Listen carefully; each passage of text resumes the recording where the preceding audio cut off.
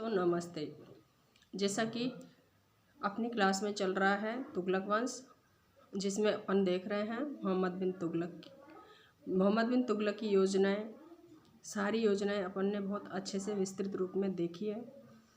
आज देखते हैं कि मोहम्मद बिन तुगलक के समय में कुछ विद्रोह हुए थे, तो वो क्यों हुए और उनके क्या कारण थे। इस टॉपिक पर अपन आज चर्चा करते हैं। इसमें देखते हैं कि मोहम्मद बिन तुगलक के समय मंगोल आक्रमण 1327 ईस्वी सन में। मोहम्मद बिन तुगलक के समय में 1327 ईस्वी सन में ट्रांस ऑक्शियान के मंगोल शासक अलाउद्दीन तर्माशिरी ने एक विशाल सेना के साथ भारत पर आक्रमण कर दिया था। मंगोल लूटमार करते हुए मुल्तान और लाहौर से मेरठ तक पहुंच गए थे, किंतु सुल्तान की सेना ने मंगोलों को पराजित करके वापस भगा दिया था। इस प्रकार यह पहला और अंतिम विदेशी आक्रमण था जिसका मोहम्मद बिन तुगलक को अपने शासनकाल में सामना करना पड़ा था।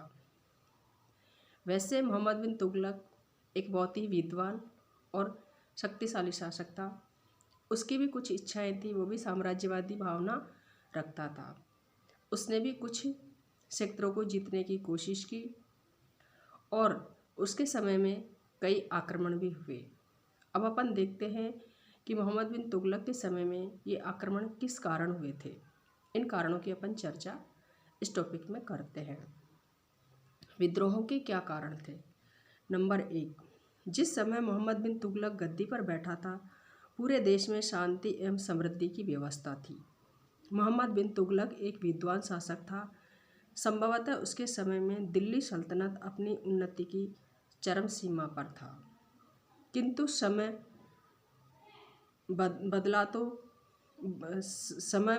बदला हुआ तो ऐसी विपरीत परिस्थिति में सुल्तान के शासनकाल में एक के बाद एक विद्रोह होते चले गए।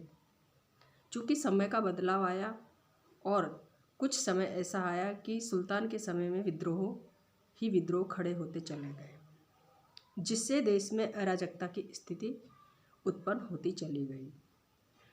बहुत सारा प्रदेश दिल्ली सल्तनत के आधिपत्य से मुक्त हो गया था। अब हम देखते हैं कि कौन से कारण थे जिसके परिणाम स्वरूप सुल्तान के समय में एक के बाद एक अनेक विद्रोह होते चले गए थे। प्रथम कारण था विद्रोह का, जो कि मुख्य कारण माना जाता है, कुछ प्रभावशाली अमीरों की महत्वाकांक्षा। साम्राज्य के कुछ ऐसे शक्तिशाली अमीर थे जो कि अत्यंत ही महत्वाकांक्षी थे। ये अमीर अपने लिए स्वतंत्र राज्यों की स्थापना करना चाहते थे।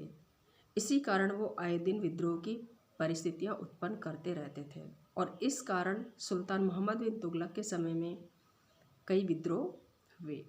अगला कारण देखते हैं। सुल्तान ने छोटे छोटे अपराधों के कारण जनता एवं अधिकारियों को बहुत ही क्रूर एवं कठोर दंड दिए थे और उसने जो दमन की नीति अपनाई थी वह भी उसके समय में विद्रोह का एक बहुत बड़ा कारण बन चुकी थी। अगला कारण देखते हैं। सुल्तान की योजनाओं की असफलता।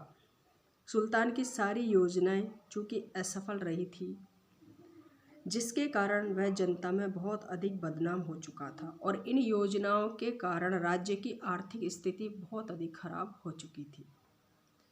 इस कारण कुछ महत्वाकांक्षी लोगों ने सुल्तान की कठिनाइयों से लाभ उठाकर उसके विरुद्ध एक के बाद एक विद्रोह करना शुरू कर दिया था।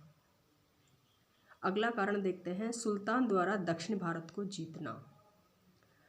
सुल्तान ने दक्षिणी भारत को जीतकर दिल्ली सल्तनत में मिला लिया था, लेकिन यातायात के अभाव में दिल्ली से दक्षिण भारत पर नियंत्रण बनाए रखना बहुत बड़ा मुश्किल था, जिसके परिणाम स्वरूप दक्षिण में निरंतर विद्रोह होते रहते थे, तो सुल्तान उनको नियंत्रण में नहीं कर सका था। वैसे तो सुल्तान ने दक्षिणी भारत पर प्रभावशाली नियंत्रण बनाए रखने के लिए अपनी राजधानी दक्षिण में दौलताबाद में स्थानांतरित कर दी थी, परंतु उसकी ये योजना असफल रही थी।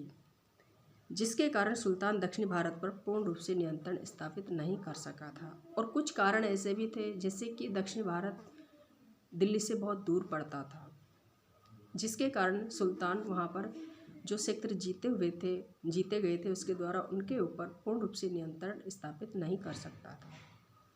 तो जैसे ही सुल्तान दिल्ली में आता और वहाँ पर विद्रोह की परिस्थितियाँ उत्पन्न हो जाती थी। धन्यवाद दोस्तों। अगला टॉपिक अपन देखेंगे फिरोज शाह तुगलक, अगली क्लास में देखेंगे।